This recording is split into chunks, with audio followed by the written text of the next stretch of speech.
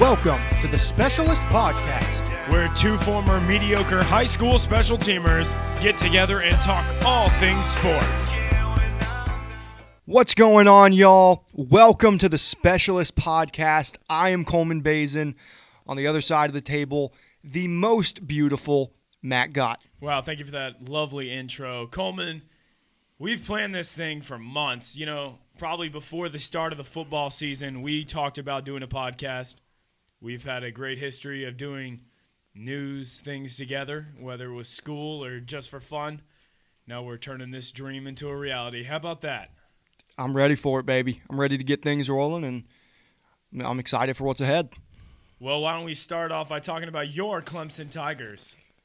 Wow. What a performance put on by Dabo and his little Saints. I mean, as a fan, it's unbelievable. But as just a college football fan, I'm sure everyone was amazed. I mean, I was amazed. I mean, I expected a close game. If anything, I really expected them to blow us out, which is why I put zero money on the game. But at the end of the day, I mean, you got the boys ready, and we dominated that one. You know, before the game, watching Corso, Desmond, and all those lucky guys pick their teams, you know, Desmond was like, I don't believe in Trevor Lawrence. You know, next year is going to be his year. This year is not. But to see him go 20 for 32, 350 passing yards, and 3 touchdowns, I mean, if he could, he would be the number one pick this season. How about Trevor Lawrence? Trevor Lawrence is the first quarterback in over 40 years of any age, and let's not forget he's a freshman. And I heard this from Mike Greenberg, and I saw it all over Twitter. But he's the first quarterback of any age in college to beat 2 top 10 teams by 20 points or more, and he did that in an 11-day span.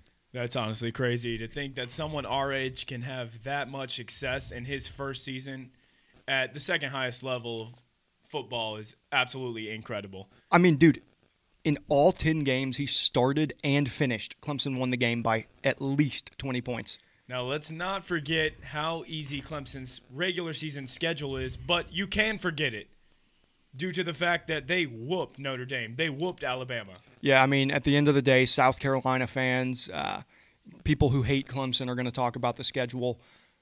But if you don't like what we're doing, then beat us. I mean, please beat us. Nick Saban beat us. I mean, we handed him his worst loss as an Alabama head coach. It was previously 14 3 times. We beat him by 28. And we held the ball for 10 minutes in the fourth quarter. We could have scored another 2 or 3 times without a doubt. I mean, it was just astronomical. I mean, as everyone knows who is friends with me or even knows me, knows how much I don't like Clemson, but I couldn't agree with you more there. Let's not forget Travis Etienne. 86 yards, 2 touchdowns. I mean, he could have won the Heisman. Not really a candidate due to the fact of the 3 great quarterbacks that were. But, right. I mean, in my opinion, he definitely is the best running back in college football. Travis is a true baller, and I'm going to take nothing away from him. And as a Clemson fan, a lot of us don't want to admit this. But that goes back to the schedule. I mean, that's true. Yes, he had 80. I mean, he had 86 against Bama. He did. Okay, and he really got held pretty much to nothing in that Notre Dame game, except for that big run. Yeah. He is a beast, and, I mean, his speed is absolutely electric. But we're just not playing people who, you know, the teams we played this year, Florida State, Wake Forest, Louisville, were absolute trash. South Carolina, absolute trash. I mean, yes, he's a true baller, and I'm taking nothing away from him. But, I mean, so, yes, in the Bama game, he had 86 yards. And Bama, you know, everybody loves to praise that D. And so I'm right on there with you, man. I mean, we can just talk about this rivalry in and of itself. They've played each other the past 4 years, and then 3 out of the 4 have been in the national championship. It just feels like back and forth, back and forth. Years down the road, when me and you were older, and Dabo's gone and Nick is gone, there's going to be a 30 for 30 about this. I mean, this has been insane what has taken place between the two teams. It's really never been done before at any level of sports, and I'm excited to be a part of it as a fan. Now, I have a couple questions for you as a fan, but also just as a college football fan in general. Do you think Coach Sweeney is now at the front of the train for college football? I think it's Dabo Sweeney and everybody else is on the Roy bus. Dabo, yeah, he's 2-2 against Nick Saban, but in the game that matters, the national championship, he's 2-1. And that's true. What he did to Nick Saban's team, which was going to be called the greatest ever had they won that football game. Yeah, you can talk about Bama's secondary and how it's trash. Clemson's secondary ain't that great either. In my opinion, before the game, I consider them trash. I was like, these Bama receivers are going to absolutely stomp on them, but not the case. Me too. And in the fact that he was able to completely shut down that offense in the second half, they didn't score a point. It was 16-13. Clemson went on a 31-0 run. I think going into the season, everybody had Dabo Sweeney as number 3 behind Nick and behind Urban. But in my eyes now, he's 2-1 against Nick in the biggest games. I've got some bias towards it, and I love Dabo. But at the end of the day, I've got him at the top right now. One more question about Dabo. Do you ever worry about Dabo maybe possibly in the future going to Alabama? He graduated from there, he played there. He won a title there. He is Clemson's football program. But do you ever have those little worries, doubts, So after we won the title with Deshaun, a lot of people said Dabo is got here from Deshaun. And if we would have gone downhill after that, I would be scared. But the fact that we've now been to 4 consecutive playoffs, we've been to 3 of the last 4 national titles.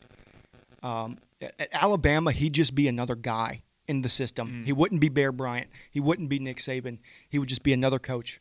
He basically almost have to start over. Exactly, and he would be living on unreal expectations. As when he came into Clemson, let's beat South Carolina, let's contend for the division. Yep. Now it's let's kill everyone. People were mad this year we beat South Carolina by 21 points. So, no, I don't think he's going to leave. He is Clemson, and that's that. But local. NC State played UNC this week. They did. North Carolina came out on top, 90-82. What did you see in that game? I saw the same thing I've seen a lot, which is NC State gets beat by North Carolina, whether it's in Raleigh or in Chapel Hill. But, NC State, terrible start to the game, shooting 0 for 8. But, however, NC State is having a better year than previously. They lost their first game of the season at home, that is. And, Carolina, 5 people in double figures. Luke May, 21 points, 11 rebounds. Then you have Kenny Williams, 15 points, 10 rebounds. And Cam Johnson, 15 points, 11 rebounds. So 3 players double-doubles. Is that guy, Luke May, ever going to graduate? Feels like he's been there my entire life. He's basically the Hunter Renfrow of college basketball. He is, man. He really is. And then for NC State, you have Braxton Beverly, who put up 21, and then Torin Dorn, 12 points, 10 rebounds, another double-double. And then NC State also had 5 people in double figures as well. Beverly opened the game on fire. He shot 5 of 6. He was their spark off the bench, but NC State couldn't get it done once again. Now, NC State fans like to consider this game a rivalry. No. Not at all. Not at all. Roy Williams is 34-4 overall oh my God. against NC State. If you call that a rivalry, you're delusional. UNC is winning the series 157-78. It's honestly like South Carolina fans that think Clemson-South Carolina is a rivalry. I agree. It's Ohio State, Michigan, right? Oh my. Okay, I have to agree there. Come on. One thing I will say though about that UNC team, we're not really going to talk about what happened to them the other night. Or yesterday actually, when they got throttled at home. That's right. But UNC fans, you're going to be fine. Roy Williams always gets you there. You'll be perfect come tourney time, so just relax. And just keep beating NC State. Yeah, and Clemson. Yeah, seriously. Now, FSU Duke was what a game yesterday. What a game. For those of you listening, Saturday afternoon at the buzzer. Cam Reddish, no Zion second half. What do we see there? Well, I saw what I've seen my entire life, Matt, and that's Duke just getting lucky. And wow. While I'm going to call it luck, I'm also going to say Coach K one of the best to ever do it, the Rat, drew up a phenomenal play. I mean, Cam Reddish didn't have someone within 10 feet of him. I mean, it was literally unbelievably beautifully drawn up. But what I saw was what I've thought all year. Everyone's going to give Zion the hype, and they're going to talk about just how great he is. R.J. Barrett's the man of the team. I mean, he went 10-9 shooting, hit a couple threes. He was pretty consistent, one of the only consistent people at the free throw line. He had 32 points. Cam Reddish put up 23, obviously the game winner. They love to have Zion, but they're fine without him. They're always going to be fine. Zion's just the cherry on top. And what I'll say about Duke is they are very good. I mean, their talent is surreal. But what I think their downfall is going to be come March is going to be their free throw shooting. They got super lucky to win this game. I'm pretty sure FSU shot like almost 90%. Duke shot 60% this weekend. And it's not like it was a one-time thing. Yeah. Duke is 67% from the free throw line this year. So I really think once they get into the tournament and play against some senior-led teams, coaches are going to draw up schemes to get those boys to the line. Also, their three-point shooting is surprisingly really down this year. It's at 33%.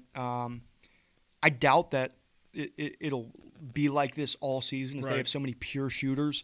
But if it doesn't go up, free throws and that, they have a great defense and unbelievable paint play, but I do not think they'll survive at all in March. Yeah, that's an interesting take. Now moving on NFL, we've seen some great games this weekend, but, you know, they were great. More the hype was great. None of them really turned out to be as close as we would like, especially when we're starting off with the Chiefs versus Colts. Yeah, I mean, I was pulling hard. I mean, I like both teams. I was pulling for Andrew. He's a heck of a player. Really happy to see him kind of come back this year. Yeah. Especially the last 8-9 games. Exactly. Yeah, I mean, they started, 1-5? 1-6, something like that? Exactly. Crazy. But at the end of the day, Patrick Mahomes, Tyreek Hill, I mean, there's too much there to be controlled. You know, the Chiefs, I mean, I could care less about the Chiefs, but my heart does warm a little bit for their fans. You know, they snapped Great their fan base. Unbelievable fan base, but the big thing is they snapped their 6-game home losing streak in the playoffs. Yep. That's huge. And that's huge coming into next weekend. Oh, they're bringing in Tom Brady and probably company. The best playoff team ever in the NFL. Yeah.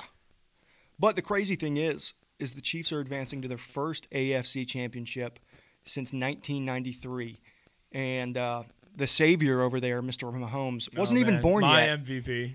Definitely should be. We'll get to that later. Don't get me started on that. But he wasn't even born the last time the Chiefs have been in this situation. I'm happy for Andy Reid. He's a heck of a coach, good guy. You know, at the end of the day, they were the better team, and I'm excited to watch that game next weekend. I agree, but I feel like everyone was saying the Colts were going to win. And it might have been because of that Chiefs home playoff losing streak, but it just seemed like everyone I was crossing paths was saying that the Colts were going to win. So I heard a lot of it, and a Chiefs lot of proved people them wanted wrong. to jump on the dark horse Andrew Luck Colts train. I was on that train. I thought they were going to win the game. I thought the conditions were going to favor defense, and I thought the Colts had a better defense. But you know, at the end of the day, Chiefs got them 31-13. Yep. I'm super excited for that game next weekend. It's going to be awesome. Hopefully that one will live up to the hype. I truly think it will. But another game that, to me, the score doesn't really show how much the game was dominated was the Cowboys and the Rams. I couldn't agree more. You know, it's basically like both teams flipped roles that they were in the season. The Rams absolutely destroyed the Cowboys on the ground. C.J. Anderson rushed for 123 yards, 2 touchdowns, and the man Todd Gurley rushed for 115 yards and 1 touchdown. I mean, it's incredible. Like, the fact that C.J. Anderson, what was this, his first game playing on the Rams? First or second game on the Rams? So I don't know when they picked him up exactly, but because I know he was waived by... He was waived by the Panthers. But he was... Yeah. I know he was there the last 2 games of the season for sure because Todd was out. I don't know when exactly they picked him up, but he was there. I just don't know how long it's been. And I believe he was waived by the Raiders. Didn't even play a game after he was waived by the Panthers.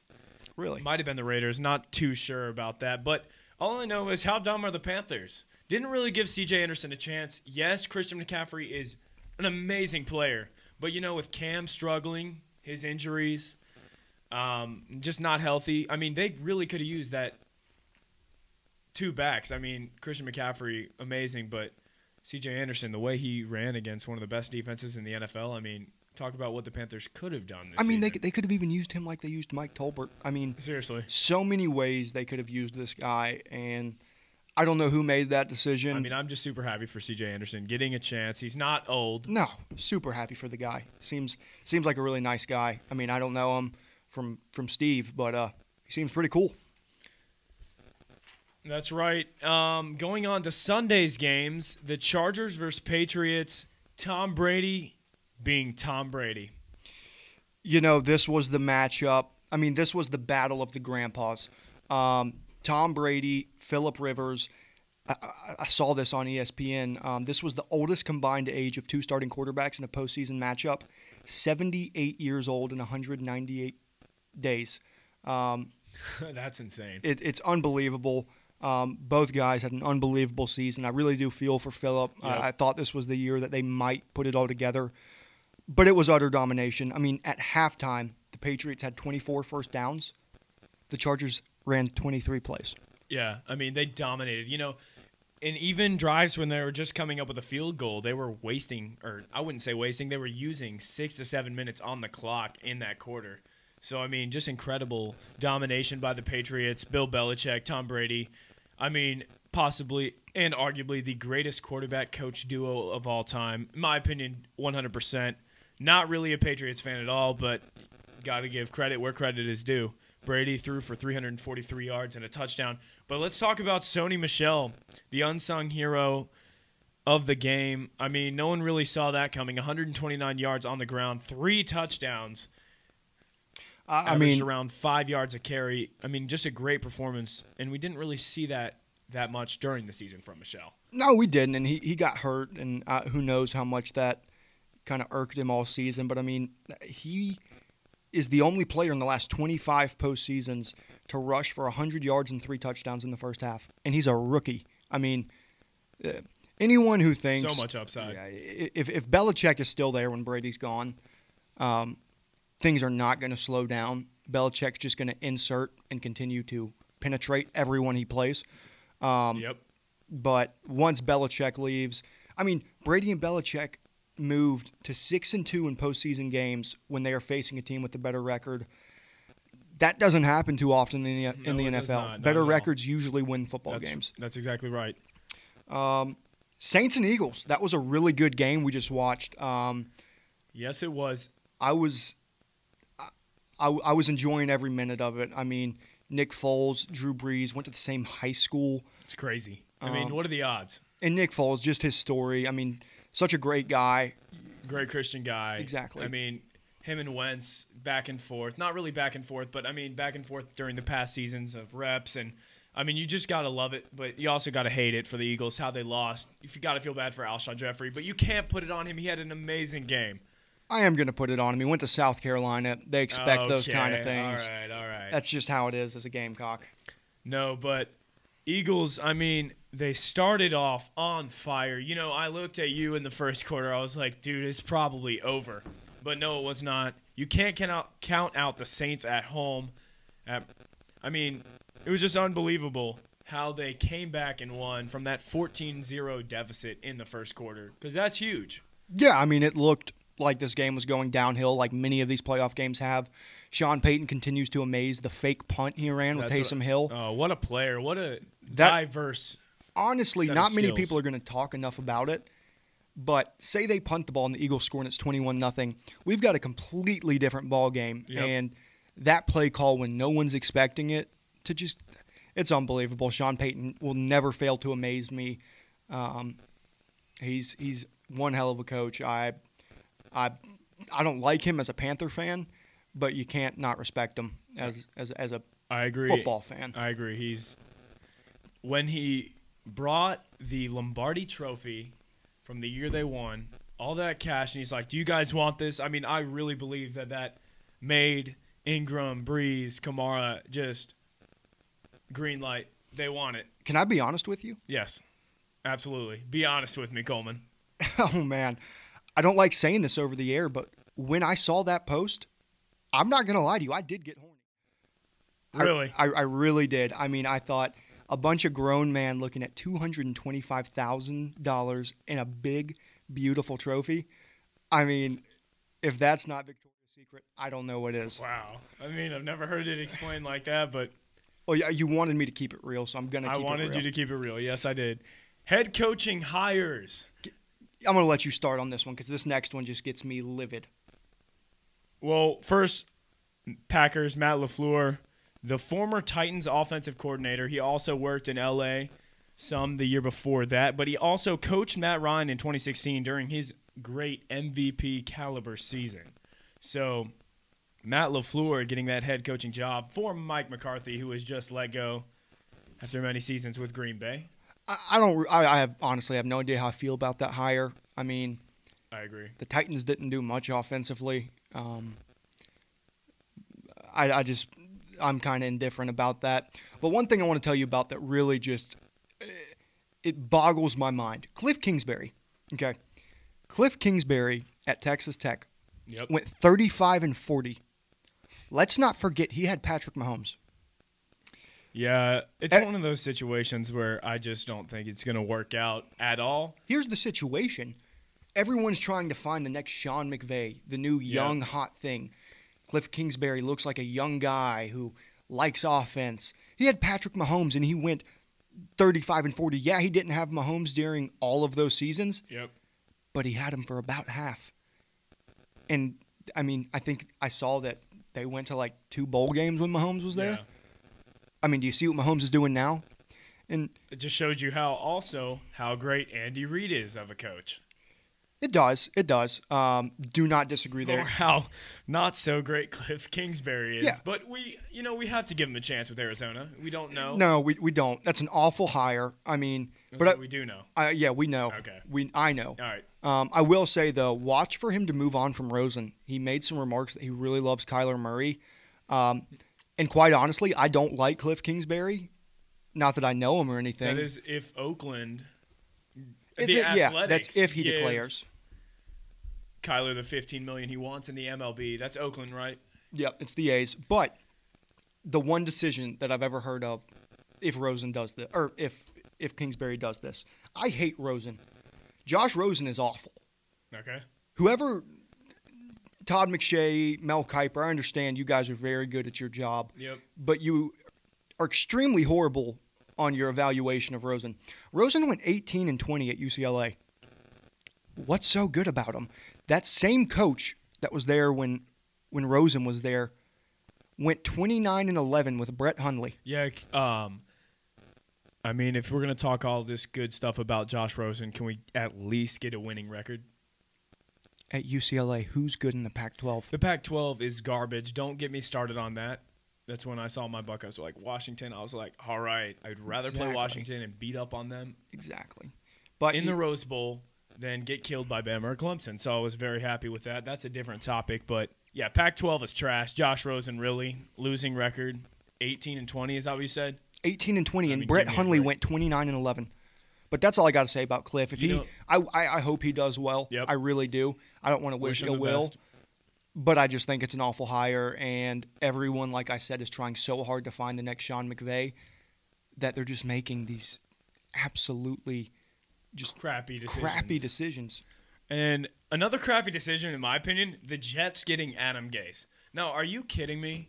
Adam Gase, losing record with Miami. I think he had 3 seasons with them. They made the playoffs once, or not even. I'm not too sure because I do not follow Dolphins football for a good reason. They suck. But Adam Gase, really?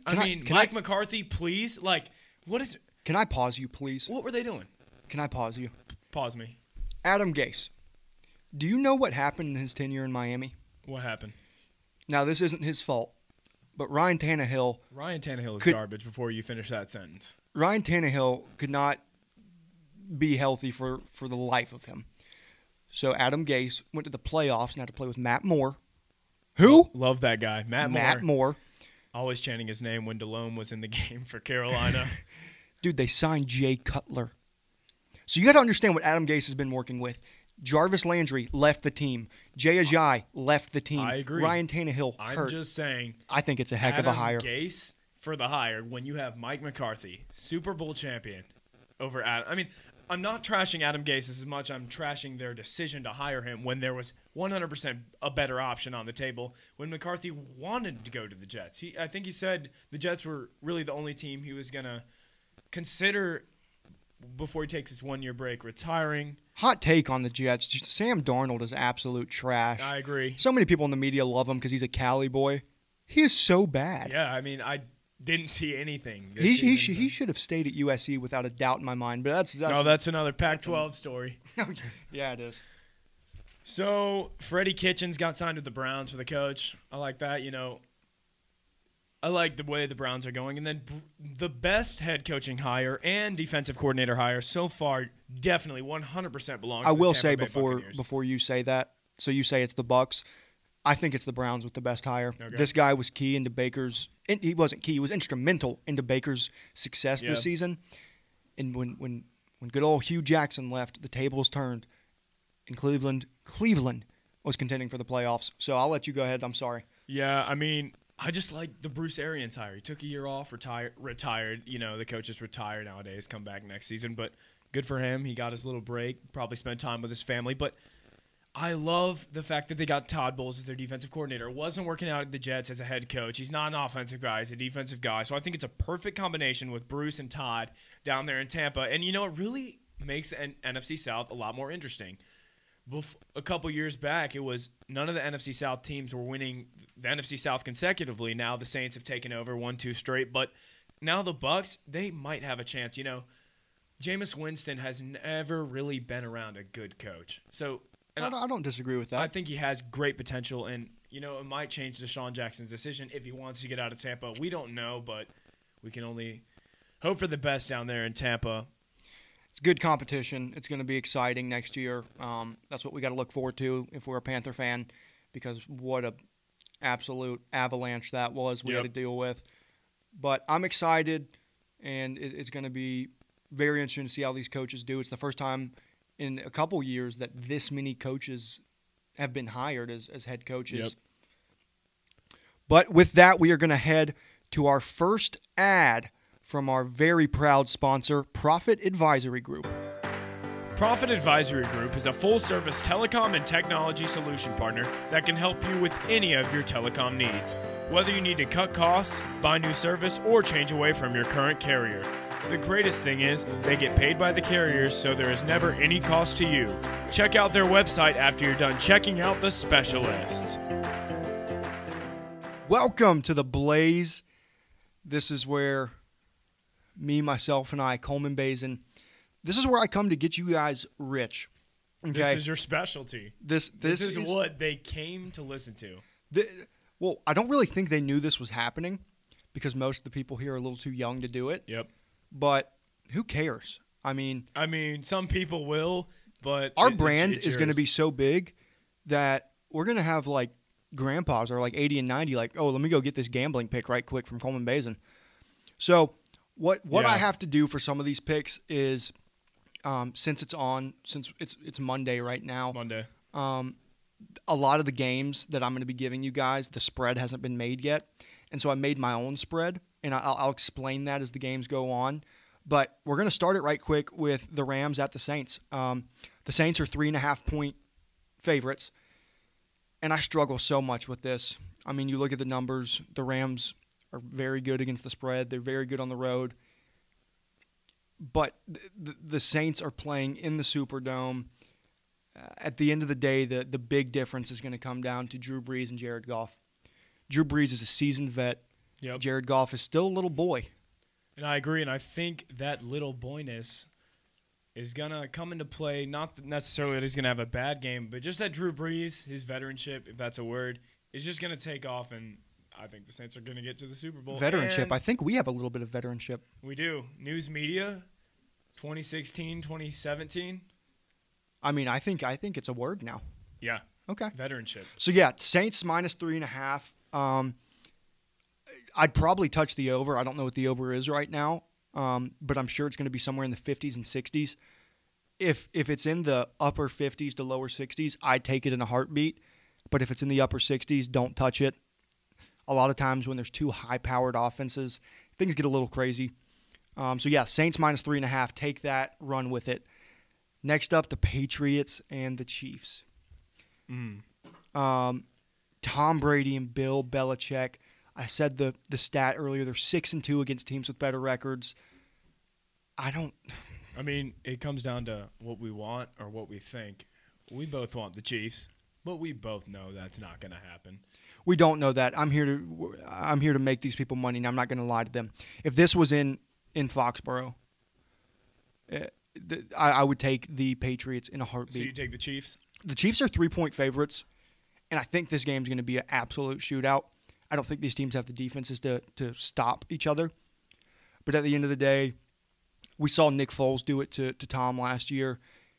Andy Reid is a genius, and he's going to win this game with his mind. He's going to he's going to do something to Bill Belichick. He's going to do it. Andy Reid is a genius, but you know who's more of a genius? Bill Belichick. And that's what everybody thought about Dabo and Nick.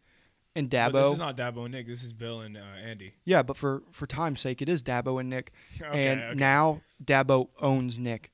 Dabo tonight. Is Nick's father. Yeah, he's his father. Like, he's feeding him breast milk right now. Nick, I am your father. But anyways, run with the Chiefs, guys. The Chiefs minus I disagree, 3. But it's not my. Exactly, and this is where we'll show where the money comes in. Yep. A big-time college basketball game in the ACC this week. Virginia Tech. The Battle of Virginia. It's the battle. I don't even know what kind of state they are, but it's the battle of the Virginians. It's like the Battle of George Washington. Is he from Virginia? Probably not. I don't know, honestly. He kind of seems like a Virginia kind of guy, though. Our early U.S. history teacher, Mr. Burnett, would not be proud of us right now. So we apologize if you're listening. But I mean, we both cheated in there? It's not like we got through there without cheating. Absolutely not. I would never do that. I mean, Mr. Burnett, we love you, but sometimes we just kind of got to take the easy way out. But at the end of the day, you had to take the easy way out. I earned my. So I'm thinking the spread is probably going to be somewhere around Virginia minus 6. Okay. So if it's Virginia minus 6, take it. Okay. If it's anything higher than 9 or 10, go with Virginia Tech. I think it'll be between a 7 and 9 point game. So if the number comes out at around 6, roll with it. But if it goes anywhere, if it gets up to the 9 or the 10 range, because Virginia's undefeated, I would definitely revert back, and I'd take Virginia Tech. Another big game for our listeners. I know I can't stand this team, but Notre Dame is going to the UNC Tar Heels. Absolutely hate them, but I got to respect their great success in history. Honestly, after that blowout they just suffered to Louisville, I think Roy's going to have them ready. I 100% was just about to say that. I agree with you. Notre Dame, Mike Bray doesn't really have them where he usually does. Nope. So, honestly, this is a big number, but I would, if UNC was favored by 13, I'd take them. Wow. That's a big number, but it is a big number. Like but you said, after what happened with Louisville at home, you really have faith in those Tar Heels and, more importantly, Roy Williams. Exactly. I think it's Roy Williams more than anything. Yep. So if the spread, which I highly doubt it will be, but if it gets anything up there like to that 16, 17-point range, I would put my money on Notre Dame to cover the spread, not to win the game, obviously. Okay. But if it's in that 13 to 15-point range, go with your Tar Heels. I know you guys want to do that. Another huge game this weekend, Virginia is traveling to Duke. That is going to be an amazing game. I mean, it's going to be a barn burner. It's going to be absolutely crazy. Virginia's undefeated. Duke they have one loss, right? They lost to Gonzaga. Yeah, That's right. Should have Florida State too, but all right, we already kind of discussed that. Is what it is. I wouldn't be surprised. In my eyes, Virginia should be favored, but I think everyone's just going to hop on the Duke train. Sure. So if Duke's favored by 2.5 points, I'd take them. All right. But if it gets up to like 5 or 6 points on the spread, I'm going to roll with Virginia. Those games over the past years have been very good. they each have really good defenses this year, which is going to make things interesting. Yeah. But I think Duke's going to get the job done, but it's going to be about a 3 to 5 point game. Next up, the Bulls travel to the Lakers this week. The sorry Bulls against, I'm going to say the sorry Lakers as well. They're really actually not sorry, man. They're actually not that bad this year. And when you look at the numbers. Well, LeBron James, you can't be that bad. But what are they now, like 21-19? Nah, it's a little bit better than that. I think it might be like 24-16 or something. I don't know, to be quite honest with you. But I honestly think the Lakers are probably going to be favored around 9 points. It's a pretty high number. But I honestly would keep it in 9-16. If it's in between that 9-16 range, roll with the Lakers. The Bulls are 5-17 this year. Yeah, that's the easiest way to put it. All they have really is Zach LaVine, and that's it. Zach LaVine, the leading scorer, carrying the team, even though he's not really carrying the team because they are terrible. And they're 5-17 on the road. Yep. And this game's in Staples Center. The Lakers are 14-8 at home this year. I think if it's in that 9-16 point range, which it probably will be. There's no way it won't be. Yeah, I say go with the Lakers, win some money. Another interesting game is going to be the Raptors at the Celtics. Ooh, now that's one of those games where we don't know what to expect. The Celtics have been playing very, for lack of a better word, confusing. Very confusing. Some days they are absolute money, and other days it's just like, what are we watching right now? Honestly, unorganized basketball. I love Brad Stevens. Oh, he's unbelievable. But it's just been weird. Hasn't been what I've expected. Yep. Honestly, I think the Raptors are going to come out. The Raptors are the number 1 seed right now in the East. I think the Raptors are going to be favored by about 3 points. I would take the Raptors if the spread's anywhere between 3 and 5. If the Celtics are favored, run with the Raptors. I'm telling you that now. I love Kawhi. I just have to say that. I love Kawhi. Kawhi's such a good team. It's Kawhi. Kawhi is a great Serge team. Ibaka, Kyle Lowry. It's a heck of a team. But yeah, I'd run with them if it's between 3 to 5 or if the Celtics are favored. Yeah. But if it gets to 6 points, revert back to the Celtics. I think it's going to be a very down-to-the-wire kind of game. This one's kind of interesting because a lot of people probably wouldn't think this. So the Sixers are going to play at the Pacers. Okay.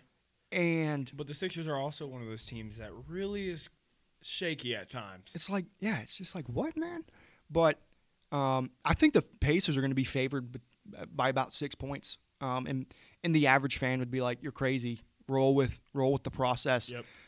But the process is not good on the road this year. They're 10-12 on the road. The Pacers are just always quietly very good. They're 14-5 at home. I think if the spread's anything higher than 6, go with the 76ers to cover. But if it's anything lower than 6, you take the Pacers and you get your money on that. Yep. This one is crazy to me, but the Warriors are going to play the Nuggets. Okay, Nuggets have been playing amazing. Nuggets have been sending everyone home. Yeah, really. Very disappointed. They have fans from the other teams coming into their stadiums, whether it be the Lakers, the Warriors, the Celtics, and they're going home sad. See ya. The Warriors are 11-8 on the road this year. The Nuggets are 17-3. I think the Nuggets will at home. The Nuggets, I think, are going to be favored by about 3 points. Yep. And honestly, even if they're not favored, which is what I would make them favored as, just keep your eye on that one. Like, keep your eye on all of these because obviously this is just my spread. Sure. But I think the Nuggets are going to win this game. And if the Warriors are favored, go with the Nuggets to cover. Or if the Nuggets are favored and it's between 3 and 5 points, roll with them. Yep. And it will not be anything higher than 5 points for the Nuggets. So if it is, for God's sake, please take the Warriors to cover. And lastly, we're going to wrap it up here with one of my easier picks of the week. Lakers are playing at the Rockets. While I praised the Lakers a little bit earlier, they're awful on the road. They're 9-12. They're playing the Rockets in Houston. Houston's 15-6 at home. I honestly would not be shocked to see the Rockets favored by about 12 points. Take it. If it's between 10 and 15, take that. Okay. It's probably going to be somewhere in that range, 10 to 15. So if it is, take it. If it's higher, which I highly doubt, then go with the Lakers. But if it's in that 10 to 15 range, definitely run with the Rockets. I'm with you there. So now let's talk about something that we strongly disagree on.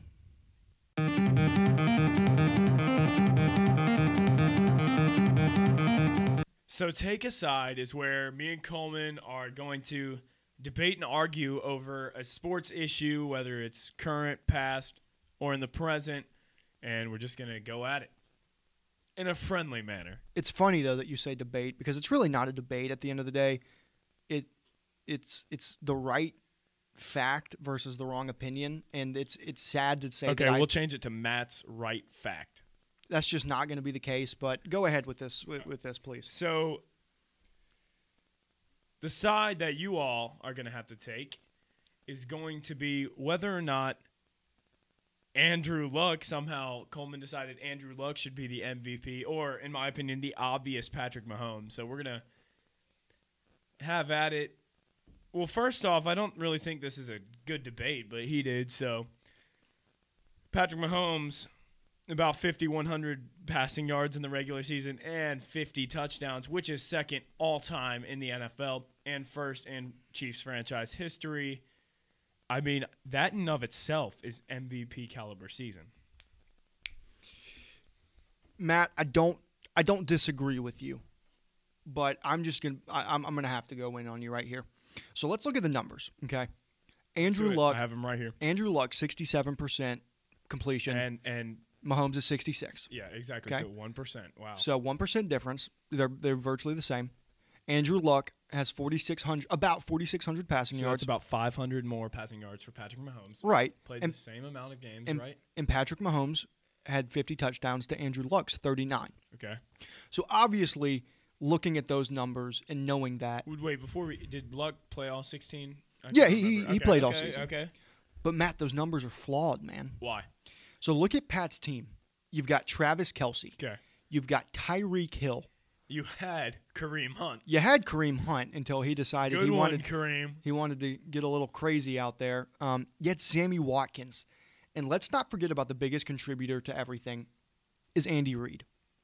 Andy is an offensive mastermind.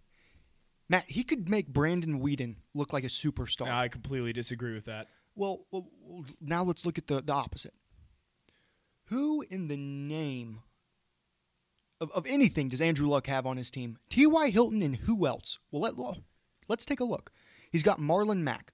Who was that guy before this year? He's got a rookie in Naheem Hines. He's got Dontrell Inman. He's got Chester Rogers. Dude, Chester Rogers sounds like a name of a pedophile who works at a YMCA. I happen to work at the YMCA, and I absolutely love my job. That's just a well, you might love Chester. Stephen Crespo, love you. You might love Chester as well. He's got Ryan Grant. You get the point. And at the end of the day, the MVP is the most valuable player, not the best player. If Andy Reid could put up the astronomical numbers he did with Alex Smith, it's not shocking that he can put them up with a young athletic QB who can extend plays. They could literally replace Holmes with anyone. I mean, I honestly think Andy Reid could go out there and throw for 2,000 yards. While the Colts you're delusional. You're absolutely delusional. While the Colts, on the other hand, look at what they were when Luck has been hurt. Absolute dog crap. There is no way that this team is even remotely relative without Luck. Not to mention making the playoffs. And to me, it's like LeBron, who should win the MVP each and every year because he's taking a team who can't even beat their this year to the title consistently. Mark my words, and it was Colin Cowherd who said this, and I honestly thought about it too. It's just, no one cares about what I have to say because I'm not Colin Cowherd. But next year, the Colts will begin a 10-year dynasty, and it's only because of Andrew Luck. And he probably won't win the MVP. But if the trophy held true to its name and they gave it to the most, and I cannot stress this enough, valuable player, then in my eyes it is no one but Andrew Luck. Who could replace him, man? Who could do what he's done with these pedophile receivers? Who? I mean, please tell me, please.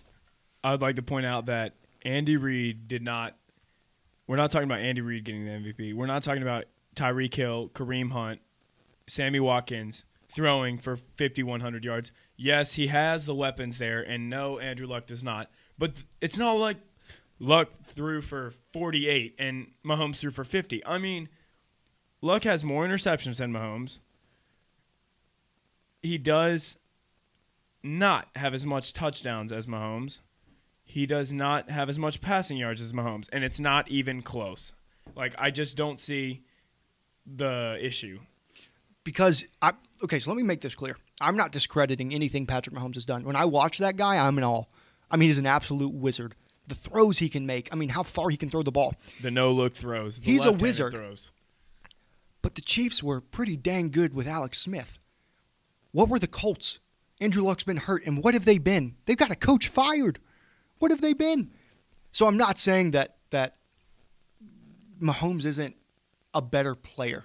I'm not going to say that at all. But at the end of the day, in my eyes, you take Andrew Luck away, you take away everything that is the Indianapolis Colts. You take Mahomes away, you still got a guy who can throw the ball to some pretty dang good receivers, pretty good running back, and you're still going to have Andy Reid, who's a mastermind. The defenses that Patrick Mahomes beat the Chargers twice, the Broncos twice, and the Texans. Yes, the Colts beat the Texans twice, but hey, how'd those Chargers do against the Patriots? How'd that defense look? That's fair. But I would like to say the Chiefs beat the Colts. That's great. What was the score of that game? The score of that game, I believe, was 31-13. So that looked like a blowout to me. Oh yeah, duh. That was literally this weekend.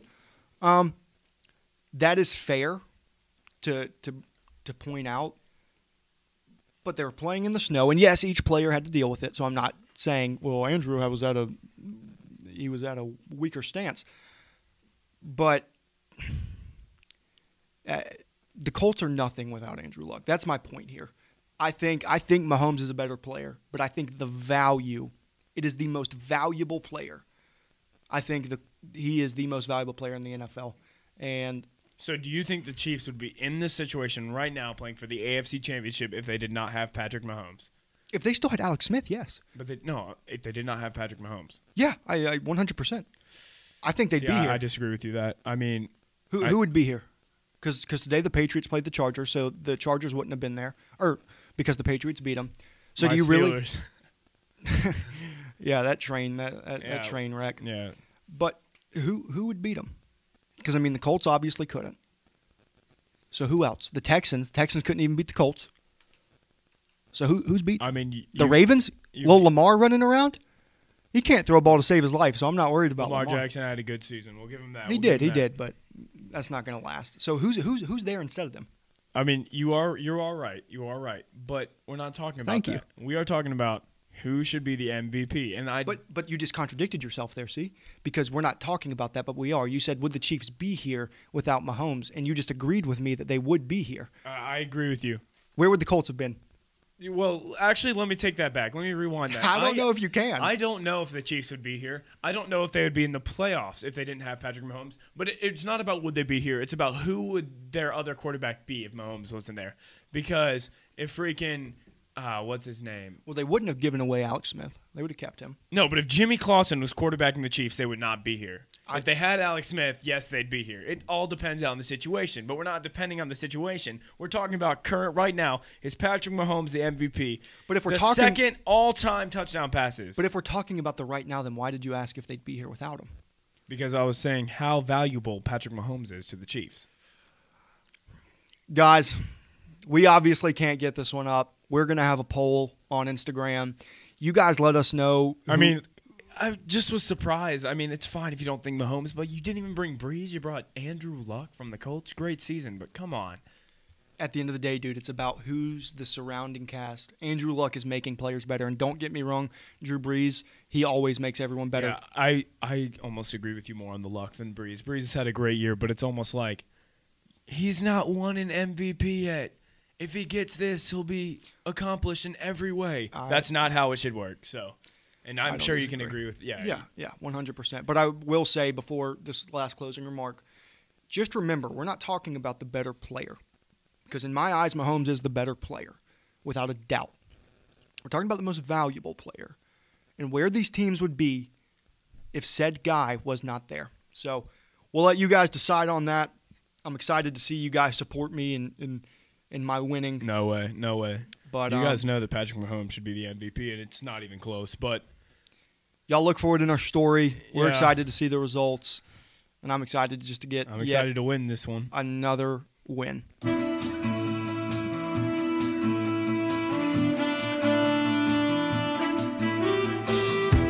Mark D. Gott has been a proud sponsor of local high school athletics for many years. Call Mark D. Gott, attorney at law, for all your legal needs. If Mark D. Gott does not handle your particular need, he will gladly refer you to someone who does. Call Mark D. Gott, attorney at law, at 704-377-5050. That is 704-377-5050. So we've already talked about a lot of things coming up this week with football, NBA, NCAA. But something we haven't talked about, which we're going to be having some guests on that are in this field, is this weekend, Greg Hardy is making his UFC appearance. He is. It's UFC Fight Night in Brooklyn. Actually, it's the first UFC event. I'm not sure if it's the first, but in a long time, since the Fox deal ended last year, 2018. It's the first time UFC is on ESPN. Now they're going to be on ESPN Plus, which is like a platform, $5 a month. 6 people can be watching at the same time on different platforms, whether it's computer, phone, TV. But it's a great deal. I got it with some of my friends. Shout out to Caleb Garvin. Question really quick. I thought I've seen Greg Hardy fighting before, so what has that been since it's not UFC? Okay, well, it's interesting that you brought that up. Greg Hardy is the co-main event. The main event, first off, is awesome. It's current flyweight champ Henry Cejudo as he faces current bantamweight champ TJ Dillashaw in a flyweight matchup. So TJ Dillashaw is cutting a little bit more weight on this one. So TJ Dillashaw is looking to be, I believe, the third double champ right now, aside from Daniel Cormier. No, Daniel Cormier is not the double champ anymore, but it'll be the second alongside with Amanda Nunes, who is the GOAT of women's MMA. But back to the Greg Hardy. You know, it's interesting you brought Greg Hardy up. Obviously, he's the co-main event. But there was some controversy on this UFC card because one of the ladies in the card, Rachel Ostovich, who is fighting Paige Van Zandt. Rachel is a survivor of domestic violence. So there was some controversy because, as we know, Greg Hardy is a domestic violence abuser, if that's how you say it. So he is, man. So he's taking his violence, we'll just say violence, to the cage. To the correct platform. To the octagon. Yeah. So I think he's going to do well in the UFC. He's already 3-0 in the MMA, so this is his debut, but he's a big man too. He is a heavyweight, and he is a big man. So grown man. This is a big fight for him as it's his debut in Brooklyn. But I'm really excited about this main event. Henry Cejudo versus TJ Dillashaw, and then there's some other people on the card that are good. Gregor Gillespie, he fought in Charlotte last January. He is a good guy. I met him when he was in town. He's actually undefeated in the UFC. I believe he's 3-0, and he's like 13-0, or I think he's maybe even more than that. I'm not positive in his UFC career or in his MMA career. So that's something. If you haven't got ESPN Plus, we're definitely not advertising for ESPN, but we aren't that good yet. No, we're not. Hopefully okay, someday. I believe someday. Absolutely. I think we might be bigger than them in like a week. Yeah. 2 weeks. Week and a half. We can like yeah. Okay. But ESPN Plus will give you all the access to those fight nights that will air, and then some of the fights will be on ESPN, and then of course the big ones on pay-per-view. But that's all about the events to come. We've pretty much talked about every big event to come. So stay tuned.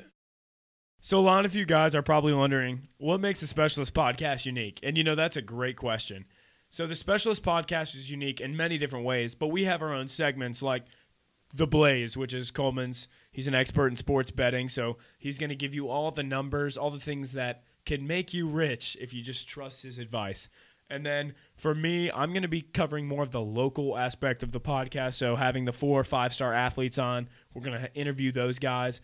Going to give them some exposure, and we're just going to talk to those guys, and we're also going to have other guests like professional athletes, basketball players, football players, baseball players, UFC fighters, anyone you can name, former or current. So we also have a lot of guests lined up, so we can't wait to unveil that list for you. We do, and we also have some coaches in the Carolinas. Yes, we do. Very excited about that.